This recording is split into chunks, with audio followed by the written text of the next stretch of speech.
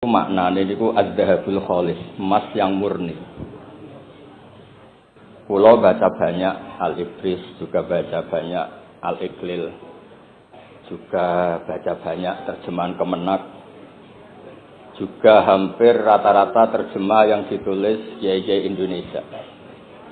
Mulai yang NU, setengah NU sampai ahli sunnah sampai setengah ahli sunnah. Niku atas nama ilmu saya baca. Ini penting untuk kepastian bahwa Quran itu milik semua.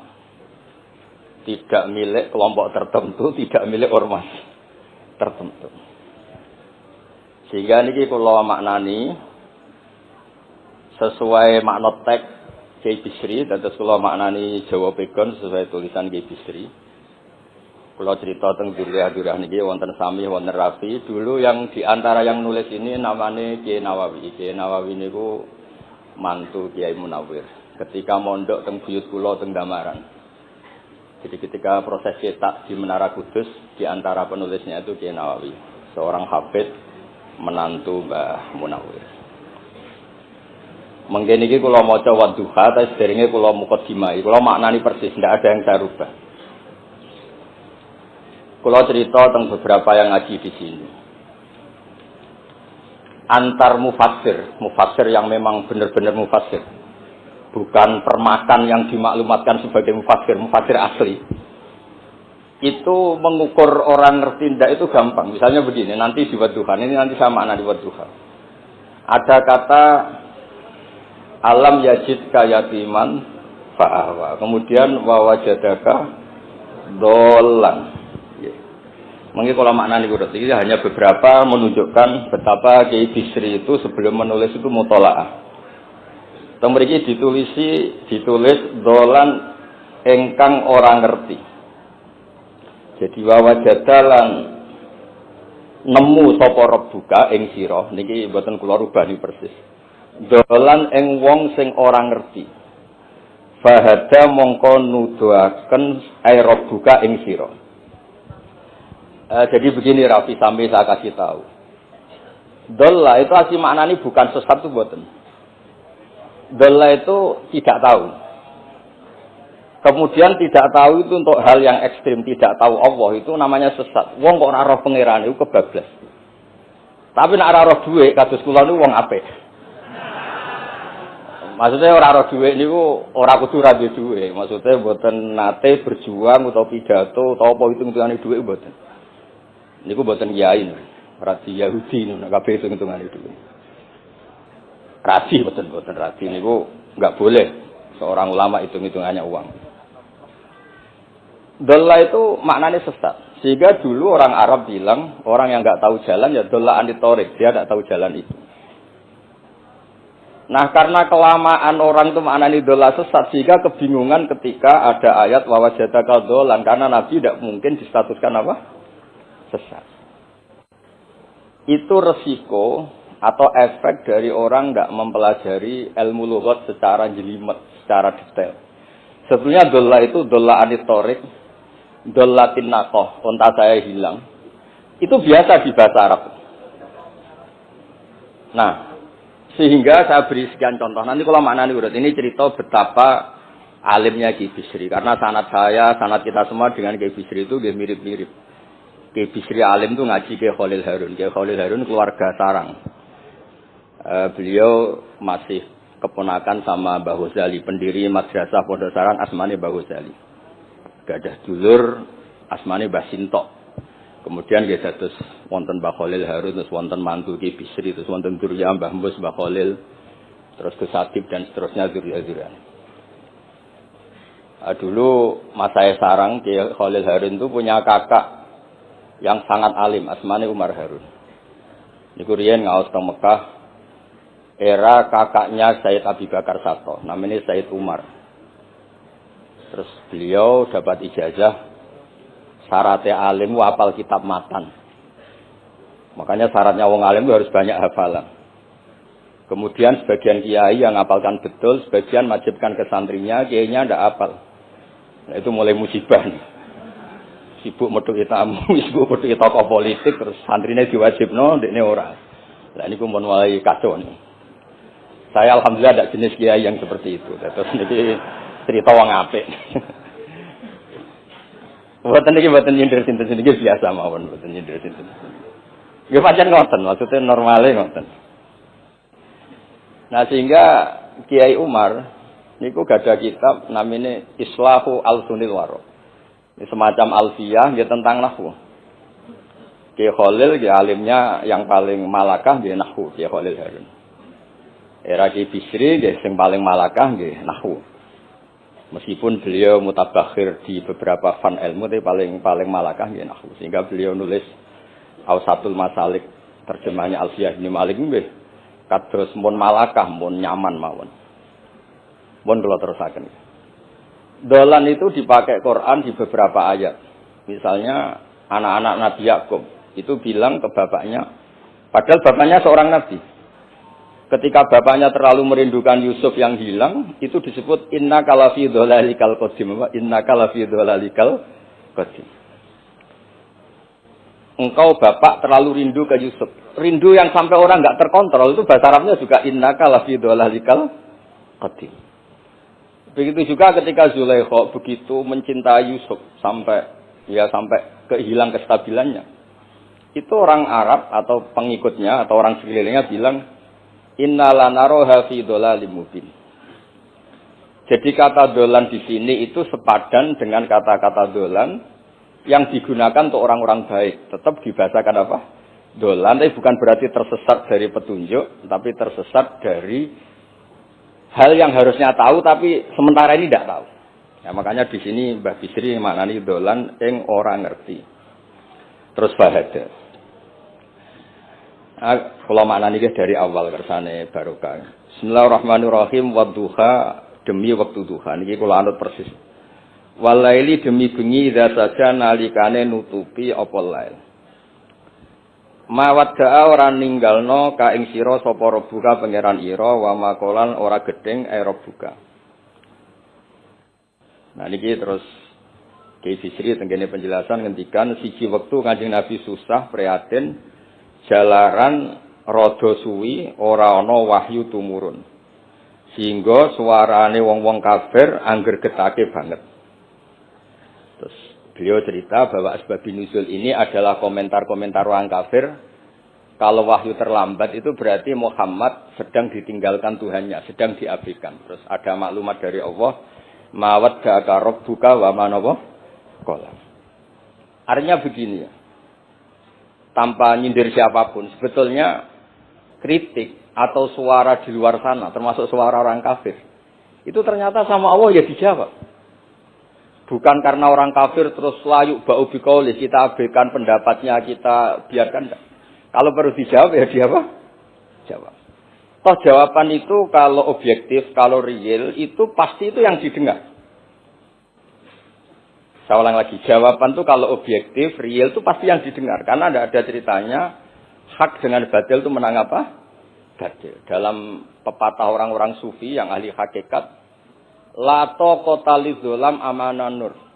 Nggak ada ceritanya segelap apapun gelap gulita bisa mengalahkan cahaya. Kamu di hutan kayak apa gelap gulitanya? Kamu bawa satu korek, itu menjadi padang apa enggak? Padang tetap. Nggak ada gunanya semua. Gelap kayak apa kalau ada nur? Lato kota lidzolam amaman nur. Makanya saya ini termasuk jenis kiai yang pede, percaya diri. Bukan karena saya merasa paling benar, enggak. Barang hak itu pasti menang, pasti didengar. Saya berkali-kali cerita, logika tauhid itu logika yang bisa dianalisis dengan cara apapun. Dan saya cerita di mana-mana. Sehingga ketika malaikat jumawa bahwa iman mereka lebih tangguh dari manusia karena mereka syahidu al-jannata wan nar. Mungkin sebagian malaikat itu ikut bikin neraka, ikut bikin surga. Tapi imannya tentang Allah itu manusia, kita yang di sini itu tidak kalah. Termasuk nyuwun sewu, sing biasa delok dangdut, sing biasa mancing gak jelas, sing biasa ngerumpi, sing biasa ngopi, kok imannya gak kalah mbek malaikat. Iman tasbihnya loh, jangan tanya solehnya. Soleh pas-pasan tapi imannya itu bisa luar biasa. Karena apa? Semua kalau ditanya, ini kata Imam Amudi. Manusia itu kalau ditanya, angka 2, 3, pasti asal usulnya apa? 1. Makanya saya cerita di mana-mana. Syekh Mahfud At-Turmusi itu adalah guru-gurunya Mbah Hashim. Orang tahu semua, sanad Mbah Hasyim paling dipakai itu lewat Syekh Mahfud Termas. Meskipun Mbah Hasyim ya pernah ngaji Mbah Soleh Darah di Semarang, tentu ngaji abahnya Mbah Asy'ari. Tapi yang paling sering dipakai itu Syekh Mahfud At-Turmusi. Beliau ini murid langsung dari yang karang anak namanya Said Abi Bakar Satta. Itu Syekh Mahfud At-Turmusi itu yang ngarang Nailul Ma'mul. Sarahnya Lubul Usul, karangnya Syekh Zakaria Al-Ansori. Dan dari karangan itu pula Mbah Sahal bisa ngarang Thariqatul Husul. Juga nyarai Lubul Usul. Dulu naskah itu ada di Kiai Mansur abahnya Lek Qayyum itu. Karena Kiai Mansur bin Khalil, Kiai Khalil termasuk katibnya Syekh Mahfud apa? At-Turmusi. Mboten sing NU ben ngerti cerita NU yang dari segi keulamaan. Ben ora men krungu cerita yang lain, cerita sing dari segi keulamaan. Sehingga Imam Amudi terus cerita. Beliau ketika wafat, itu muridnya itu janggal. Janggal itu ragu. Guru saya masuk surga enggak, karena si hidup-hidupnya itu ngajar matematika. Mboten ngajar hizib, ya ora ngajar istighosah, ngajar nopo?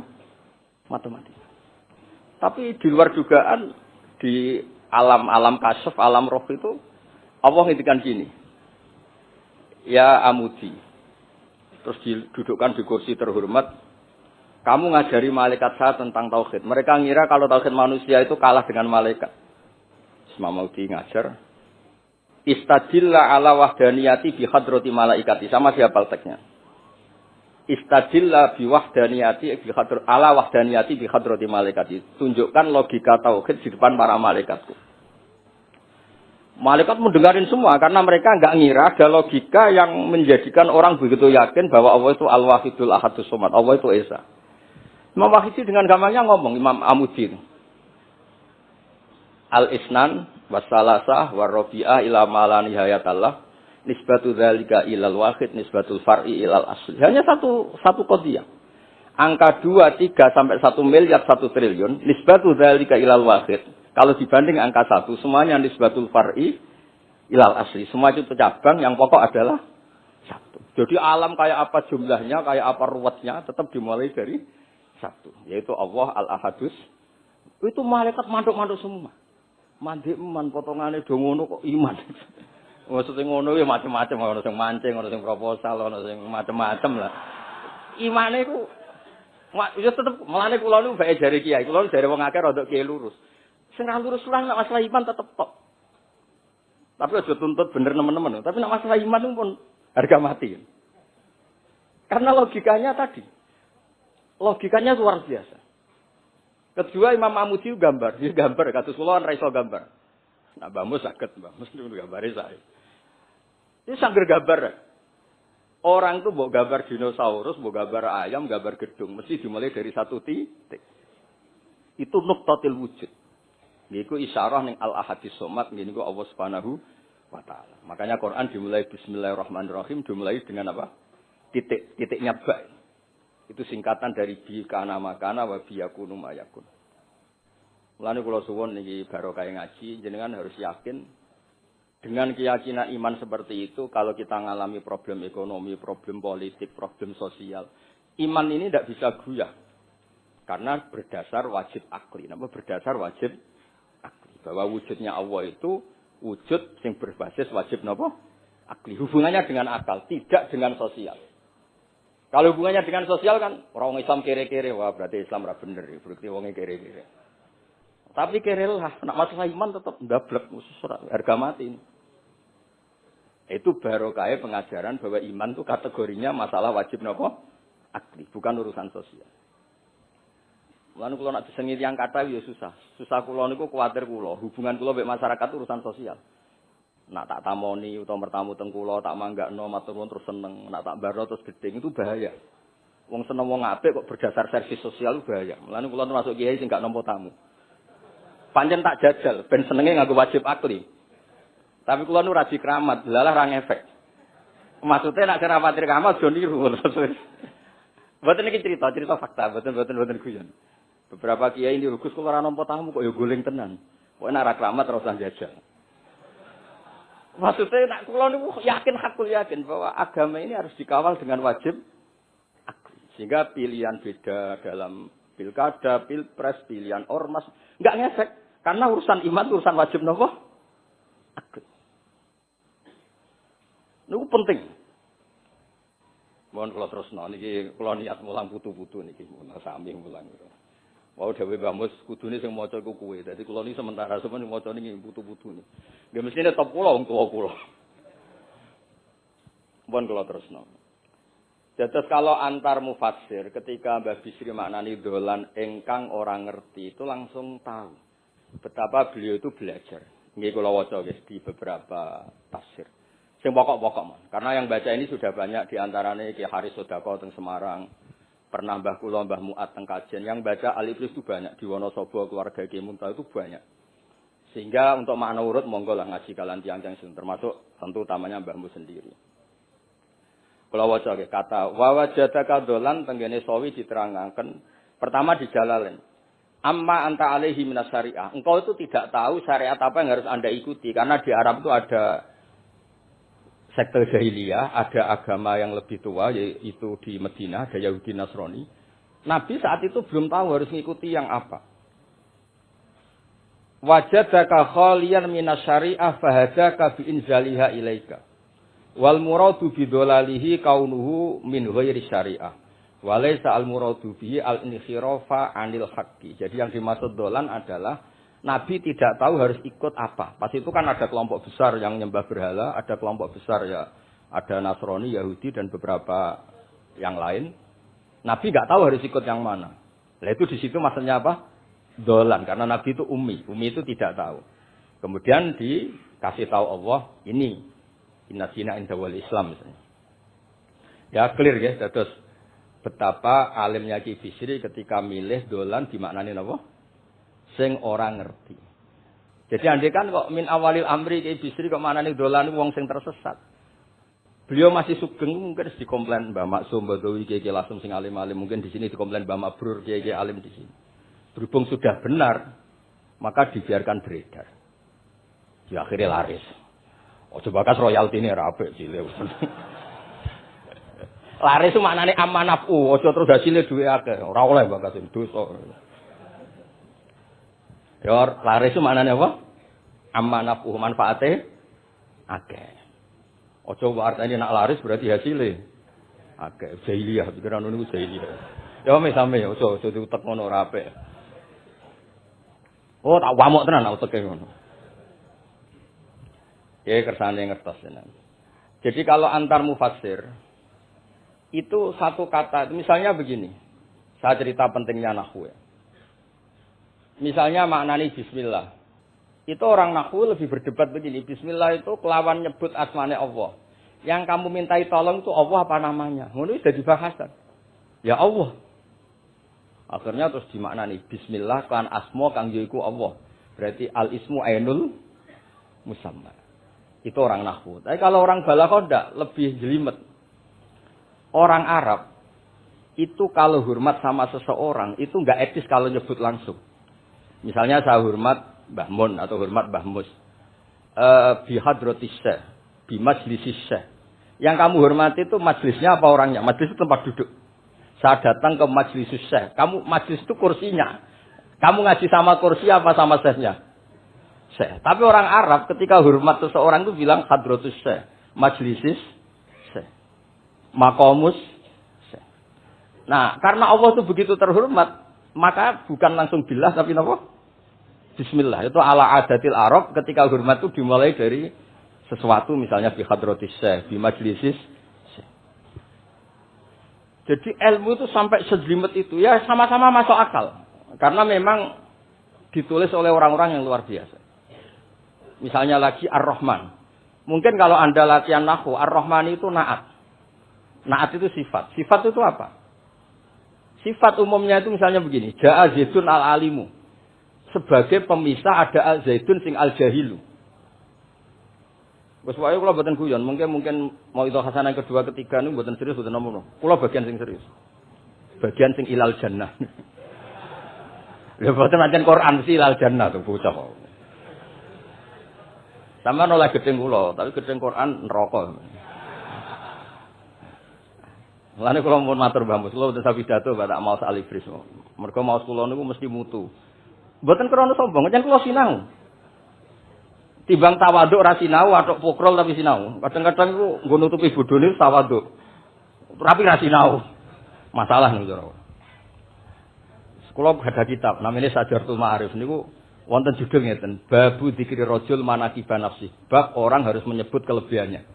Nabi Yusuf itu ngendikan ini hafizun alim. Saya beri contoh di mana-mana. Dokter gigi itu menyebut ahli gigi, dokter bedah, dokter kandungan. Itu harus nyebut. Kalau nggak nyebut kamu anak emak lahir boleh dokter bingung. Kabeh tawaduk ra gelem memperlukan. Paham ya? Lho nek aku ora ngaku ahli tafsir terus kowe ngaji rafi sik cilik ini terus takok. Kita Mbah payu piro kan yo repot. Saya teruskan ya. Ja'a Zaidun al-alim itu sifat itu apa? Oh itu lil farqi untuk membedakan ada Zaid yang jahil.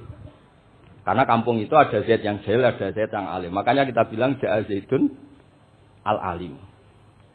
Tapi laisa hunaka ilahun ghairullah. Di luar Allah itu tidak ada Tuhan, sehingga kata Allah tidak perlu ada farik.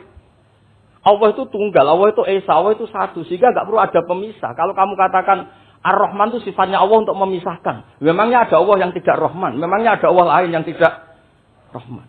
Itu bento cara masalah nahwu. Dihujat betul pendapat emang Ar-Rahman itu sifatun lil madhi, sifat untuk muji. Misalnya nyun sewu, kamu seneng Sri atau seneng Zainab. Kalau enggak nambahi Zainab yang cantik itu enggak lego. Meskipun satu kampung hanya ada satu Zainab. Orang nyebut Mbah Mun, kalau enggak nambahi alim itu enggak lego atau wali. Orang nyebut Ki Miftah nek tambah Rais Am enggak lego. Meskipun ya ada Ki Miftah yang lain yang enggak Rais Am. Nyebut Gus Yahya mesti ketua PBNU. Nah, ada kata yang disebut untuk nuruti nyaman. Nyaman itu enak kan? Nah, orang nyebut Allah sudah nyaman tanpa sifati Ar-Rahman, Ar-Rahim. Akhirnya ditemukan, oh ada sifat lil madhi, ada sifat zikru syai' li taladzur. Nyebut itu udah harus sebagai, karena kalau dikatakan lil farqi, ka'anna hunaka ilahan sing ghaira Allah, berarti ada Tuhan selain Allah yang sifatnya tidak Rahman. Rahim. Itu sejelimet itu ilmu yang ditekuni. Nah itu sudah makom yang wis selesai lah masalah rofak nasab itu apa? Selesai. Ini kasus kula lah, ini rofak nasab pun selesai. Mohon kula terusno. Niki tesih derekaken kersane Mbak Bisri. Ya, terus beliau benar ketika maknane dolan niku. Nah, engkang ora ngerti napa? Engkang ora ngerti. Terus teng mriki kula maca surat Duha mawon. Wa amma bi ni'mati rabbika fahadits teng mriki lan anapun kelawan nikmate pangeran ira fahadits mongko nyeritakno sira. Ya, kalau Anda dapat nikmat atau apa itu harus cerita ke orang lain. Nah, lan marang nikmate Allah rupa kenabian khususe seliramu supaya ngomong-ngomongake. Niki teng penjelasan. Nah, begini, jangan semua nikmat Anda ceritakan. Nak cara bapak kula, bapak nak critono, aku dhewe santri hak ning kajen. Bapak riyon di antara gurune Mbah Dolah salam. Nak di dhuwit ku kemal kemul turu. Kang kenapa ke turu? Dhuwitku lagi akeh, Kang. Kok nak ketok ndek dhuwit diutami. Tapi nak ora di dhuwit, nganggo celana jasan wening ndi metu ibu bupati. Jadi terus bapak nanti nerang. Bapak itu kalau nerangan saya itu simpel cerita. Saya tuh dulu heran sama bapak. Bapak tuh senengane kancanan wong mlete. Sebenarnya dijanggal. Wong mlete itu kalau yang enggak paham kan jenenge sombong. Ini bapak suka kancanan wong mlete, wong melarat wong mlete itu seneng. Setelah saya jadi kiai, ternyata seneng kancanan wong mlete. Karena kalau hidup itu selesai. Ora enak Gus dadi bupati, esuk-esuk ngantor, ribet, enak dadi wong cilik, ngopi mingkrang bebas. Pokoke pukul-pukul dhewe. Ora enak dadi menteri di atasan presiden. Sing ngene iki bebas urip. Tangan-tangan memang cara dia nampa kodok kodar ya melete ini. Jangan-jangan cara Allah itu tidak melete, tapi penerima kodok kodar, penikmat kodok kodar. Jadi kalau saat ini kita disekelilingi wong melete. Paham? Nah, terus misalnya kowe di tamu, teko-teko mendingan. Gus, duit kula kuatah betul mobil, kan ora kepikiran nyangoni, ora kepikiran ngetero. Nak lelet potongane rong mangan, iki ngel-ngel wong. Jadi wa amma bi nikmati rabbil hadis itu penting. Kayak sowan Mbah Mus, sowan aku. Pun Mbah aman, Mbah dhuwit, pun marung, pun sedanten, pun jenengan ngendikan mon kula rungokno. Tenak ketok klelat-klelet bareng kon mulai ra mulai nyangoni ngetero kan yo ribet.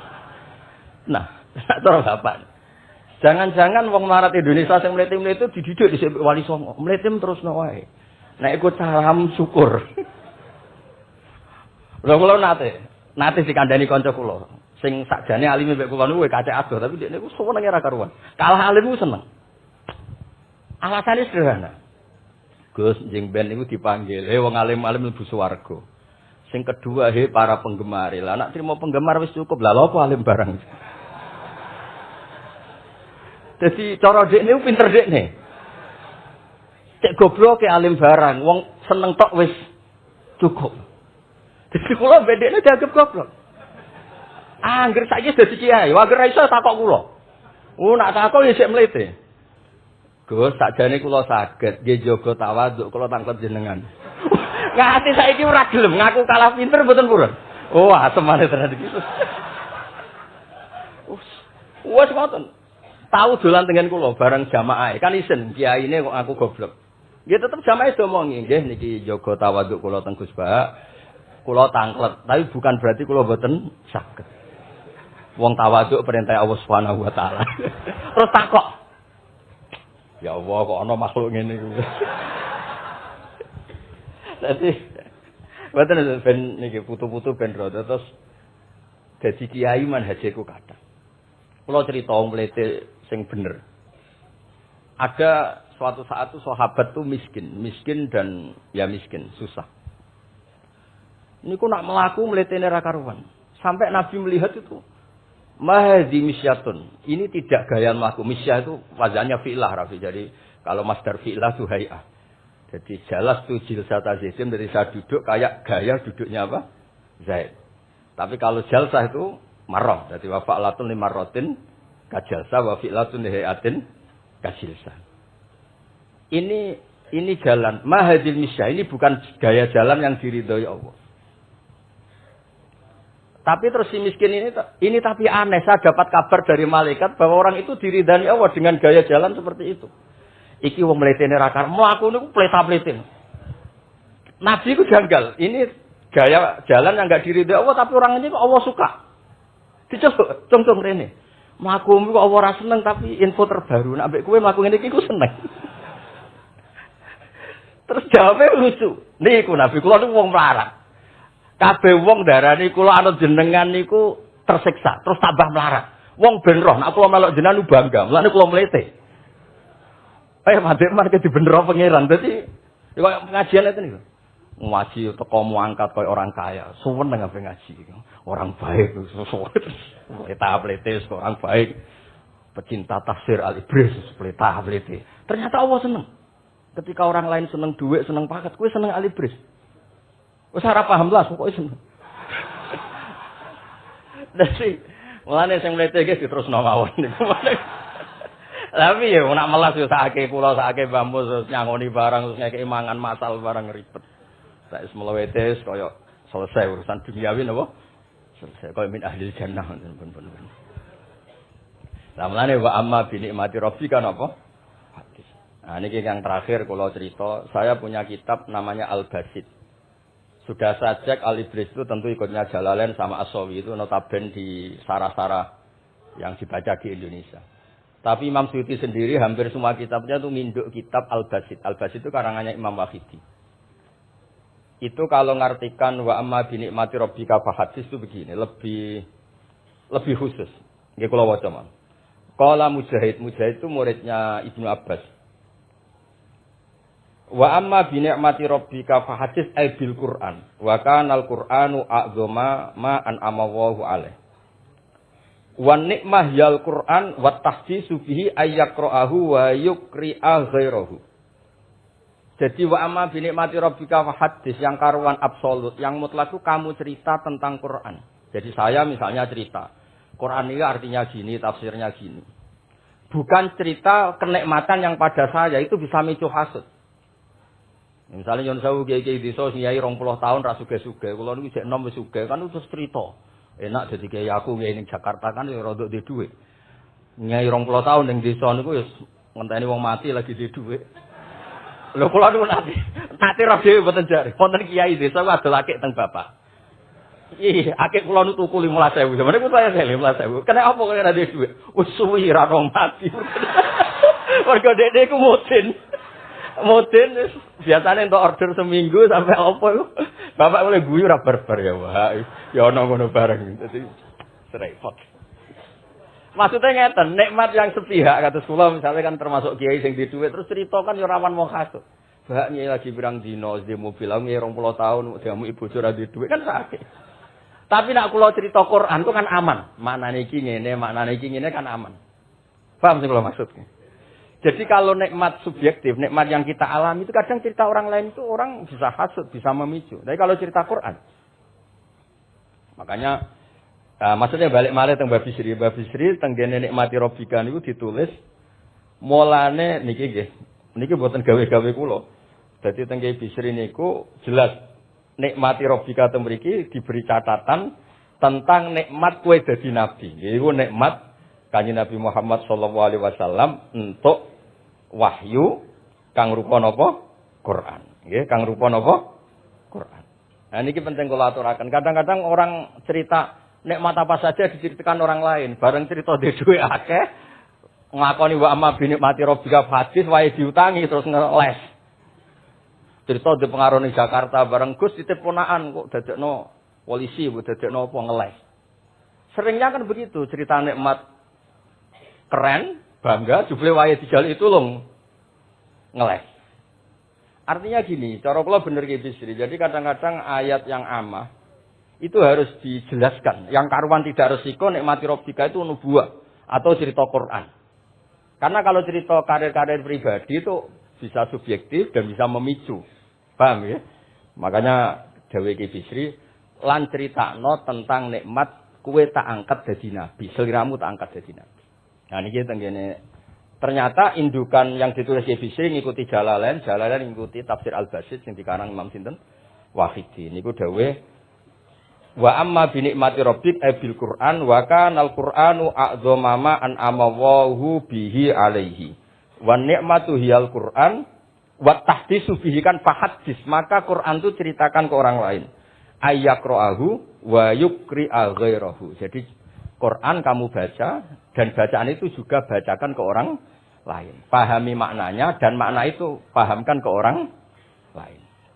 Oke, terus niki mugi-mugi nggih tahun ngarep pun saged putu-putu niki duka urutane pundi jelas niku kula niku tiyang sing paling kepengin zaman kula buka kitab Mbah Hasyim tentang konon akidah Ahlussunnah Jamaah kula ngaji beberapa sisinya Mbah Hasyim sama Syekhona Khalil juga beberapa cucu Mbah Soleh Darat karena sebetulnya kata ulama-ulama itu dzurriyah itu penting. Saya masih ingat kalau putranya Mbak Arwani, jogo Qur'ane Mbak Arwani. Bapak dulu nasihati saya jogo Qur'ane Bapak. Jogo fikih Mbak Zubair. Jogo fikihnya anaknya Mbak Bisri. Karena dengan demikian itu orang tamaluk. Tamaluk itu tidak harus mewakili ilmu hakikat. Karena tamaluk, misalnya Zuriyah Ki Bisri tamaluk sama Alif Brisi, terus kepengen sinau tenanan.